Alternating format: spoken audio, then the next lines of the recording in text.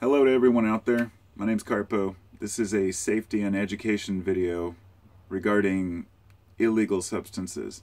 So, as the disclaimer, this is intended to be harm reduction, a safety video. I could speak about psychedelics all day long, but when it comes to safety issues, generally they are few. My feeling about psychedelics is overall through the generations who have experimented with LSD and psilocybin and DMT, they've been generally safe as far as not overdosing on them. I mean, we can talk about psychotic reactions and mental deficits all day long, but generally a person who uses a moderate amount of these substances may have a breakthrough, amazing experience that can change their lives for the better, but there's always going to be the possibility that someone could have an adverse reaction.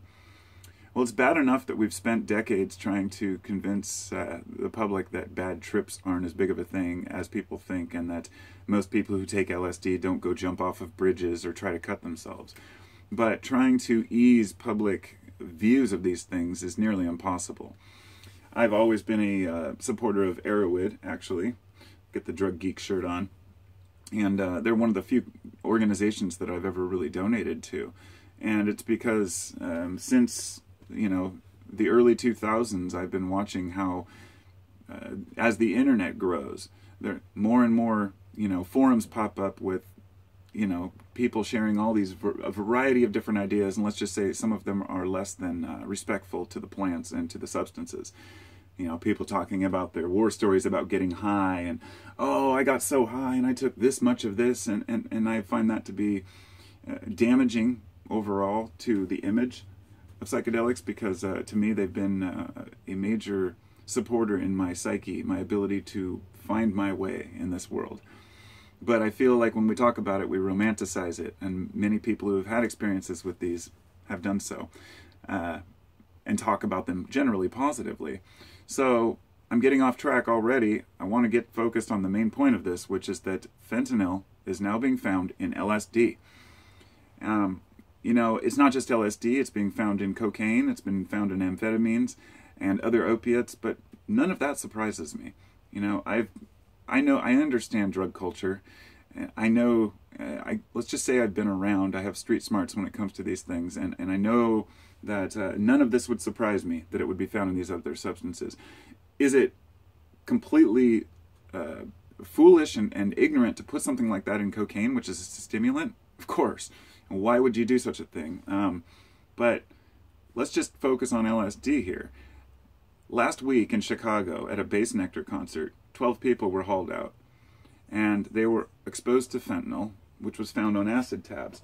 Now, I have this little article here that I'd like to read for you.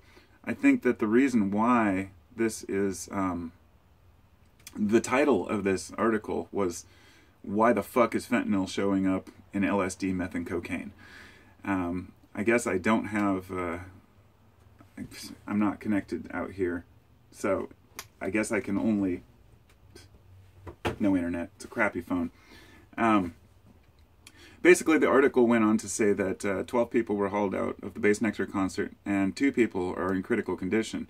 All of them had taken tabs that were handed out at the concert, and here's the thing, it was on Albert Hofmann, the bicycle ride blotter. Now, if you're not familiar with LSD culture, you'll have no idea what I'm talking about. Albert Hofmann was the man who invented LSD, and LSD 25 was his baby, if you will. And he famously took it and dosed himself through his life and found it a phenomenal substance, and wrote several. He was like the forerunner, the one who, brought it to public light, if you will. Well, Timothy Leary kind of took on that job, but to stay on subject here, when you're selling a blotter that has the Albert Hofmann on it, that is considered some of the OG family acid. It's there's nothing else it could be, is my point. If you had blotter paper with some other design on it, maybe a skull and a crossbones, that would be bad enough. The fact that you're putting it on blotter paper is fucking travesty. It's horrible, and it has to stop. The problem is that this wasn't done before because opiates had to be consumed in larger quantities. You can't cram 10 milligrams of morphine onto one piece of blotter paper. But you can put something the size of a grain of salt on there that can kill you, and that's how much fentanyl it takes to kill a person, especially one who's never used opiates. Now, when we talk about fentanyl, it's 100 times stronger than heroin or morphine, but when we talk about carfentanil, it's 1,000 times stronger than morphine. So none of that really means much in the big picture. All we need to know is that small amounts of this drug can contaminate many other substances. So some people were saying, well, maybe it's a possibility that, it's cross-contamination. Some of the people who are, selling fentanyl are cross-contaminating their batches of LSD or whatnot. I know it doesn't work this way. Clandestine laboratories, they focus on one thing at a time usually, and they know what they're focused on. My point being that it's possible, but if fentanyl's showing up in LSD, it was probably put there on purpose, especially if it's distributed equally throughout the sheets. So I feel so bad for the people out there who have to grow up in today's world. I was inspired this morning. I was looking at the comments on one of my other videos about psychedelics, and somebody was telling me their experience with Felix and Orange Sunshine and Beavis and Butthead tabs back in the early 90s. And it just blew me away because he mentioned 93 and 94. And it was actually 1994, I believe, was the year when I went down to a store, the local 7-Eleven, and there was a guy there who used to sell acid. I was like 19, 18. Usually it was 3 for $10 back then, 3 tabs, and he sold me 6 for $10. And told me, I'm just giving you a deal because I like you. It's not because it's cheap. Don't assume that it's weak. So long story short, I got home. He said, please only take 1 because this is very strong. So I took 1, waited an hour or so, took 2 more. It's like, screw it. And then for some reason, my foolish mind said, well, these aren't kicking in fast enough. I'm just going to take the other 3. And the minute I took the other 3, the first 3 kicked in so hard that I was already beyond any experience I'd had before that. So here I am laying there by myself on the couch with 6 hits of Felix, very strong acid, as an 18-year-old kid. And I was in like an acid coma. This is a warning story, not a, oh, this was so great story. It was a story to say, be safe, be smart, and don't overdo things. But more than that, the worst that I could do to myself at that time was to take too much. And the worst thing that would happen from that is I'd trip really hard and it would take a while to come down, and I'd be like, and what happened was I didn't take LSD for probably 10 years after that. The difference today is if you take too much, you might die. If there's fentanyl in there, you can die. If there's fentanyl in any substance, it can kill you by taking more than the average person. And that's a very scary proposition. And people need to know this. If you're a person who's even remotely involved in the alternative drug culture, or people who use psychedelics, please make this known. Please take the time to make at least one post. Whether you're scared about being recognized as a druggie or not, it's not about being a druggie. I've used psychedelics responsibly in my life for 25 years, and I'm always reluctant to do so when I do it. If you've ever spoken to anyone who takes them for a specific condition, there are a lot of normal, average humans who have never taken drugs, never taken psychedelics, and they found out it helped with their cluster headaches or their anxiety or whatever it might be. And so every couple of months, there's one particular documentary about a guy who, he's scared when he takes them. He doesn't want to. He hates doing it. But he does it because the after effects are so pronounced and so prolonged that it's almost like an instant while there may be a little bit of anxiety during the experience, the anxiolytic properties of it in the long run can cause major antidepressive reprieve from those feelings for a long period of time afterwards. And I've experienced this over and over myself, yet I'm still scared to do it. So I'm only mentioning that to say people who take psychedelics don't just take them all the time to get high. And the way that the rave culture and, the EDM scene has made it appear is that it's a bunch of kids taking crap loads of MDMA, chewing their lips and sucking on their little pacifiers and dancing the night away.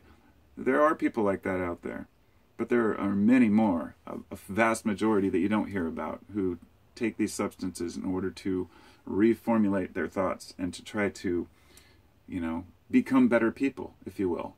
So how scary is it to think that a person who just wants to be a better person, who just wants to have a psychedelic experience, might sit down and overdose on fucking fentanyl? And it pisses me off. It really does.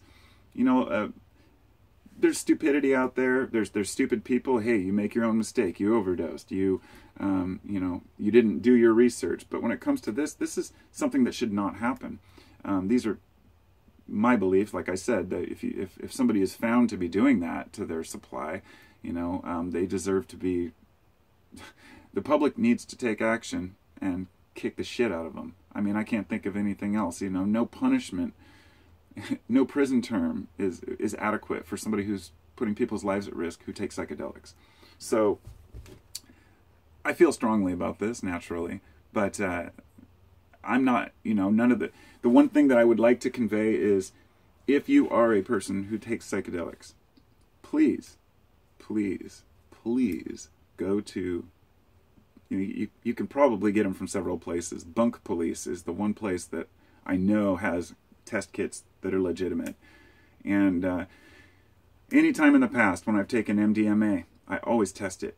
And you want to know something? One of the most telling stories I had, I bought a small amount of MDMA from someone and tested it, and it came out and it passed. And it was the reagent test. You just put a little bit in a container and you drip a little bit of reagent on there and you look at the color chart. It's that simple. It turned purple. I knew it was in the MDA or MDMA class category, and it was great. We got a little bit more the next week from the same person who got it from their same person, and it looked identical. And something told me to test it anyway. I did, and it was yellow, which means that it's probably from the cat plant. There are a variety of other compounds. I'm not going to get into the technicalities, but these can make you, it's basically a similar MDMA feeling, but without the empathetic experience, without the, the way that it actually helps your mind function and to think things through. And on top of that, you can overheat. You get hyperthermia, which, is much more pronounced with this. The plants that these are derived from, are chewed in their homeland. It's the similarity between people who chew coca leaves in their homeland and those who in America who refine it into cocaine and, think that it's the same thing. It's not. Any plant, any substance that's consolidated and extracted into a more pure form, it's going to have more dangers. And I think that that's the one thing that throws people off about LSD. It's one of the only completely synthetic substances that is so strong in that small of a quantity. And it's always been it's amazing the way it works, because it attaches to your serotonin receptors. But unlike some other substances which may, attach and then detach, LSD actually latches in tighter to those receptors than our own serotonin does. And then a protein film forms over that, which locks it into place. This is why the experience is so long. You can't stop an LSD experience just by taking some other drug. You can ease the anxiety, benzodiazepines or whatnot, but it's very difficult to pull yourself out of that. Once you've taken it, you've taken it. And it's interesting because of how long it takes to actually come on. LSD is a very interesting substance. But psilocybin, one may think, well, I can just take mushrooms and I'll be fine and I don't have to worry about any of that. You might be right, and especially if you know your person, you know who grows them. But I don't want to ever have to think that people should be testing their mushrooms for fentanyl. But who knows today, And with such a large amount in there, it would be impossible to test everything because, it's not like a batch where you can blend it all in unless you're making a psilocybin extract. And I apologize, I'm getting into technicalities now, and I'm trying to keep this very simple, but there's so much to say. I am a major proponent of psychedelics as being not a cure-all or a way to save the world, but rather a way for individual people to find a way out of the bullshit box that we find ourselves in so often. I've been in a box lately, and I think it's about time for me to have a journey and an experience. I had one a little while ago, and it was amazing. It's always amazing, but even though it's amazing, it's like, I think as soon as I'm coming out of the experience, I'm going to do that again soon, and then I don't, because I want to make sure that it matters. Everything has to be right and set and setting. So I guess what I'm getting at on that aspect of it is that psychedelic users, a majority of us, use it as a tool for expansion, self-growth, and understanding. And those who don't or those who have never taken the substances, or those who are opposed to all drugs, they just don't and can't or won't understand it, won't even try to.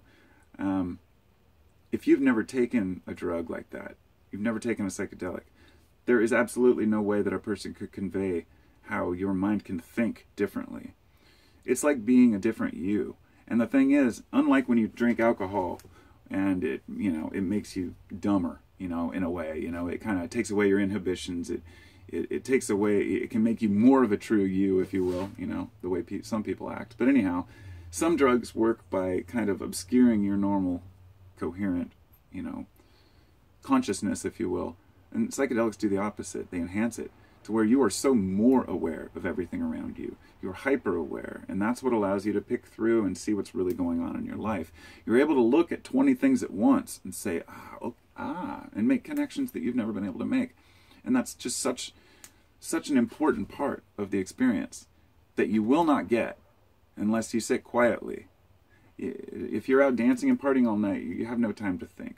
You may make connections and you'll meet people, but I guarantee you, anyone who takes psychedelics, if you do take them to party, I would recommend at least one time sitting quietly with friends in a dark room, listening to some mellow music, preferably without lyrics, and just going into your mind and trying to find yourself, if you will.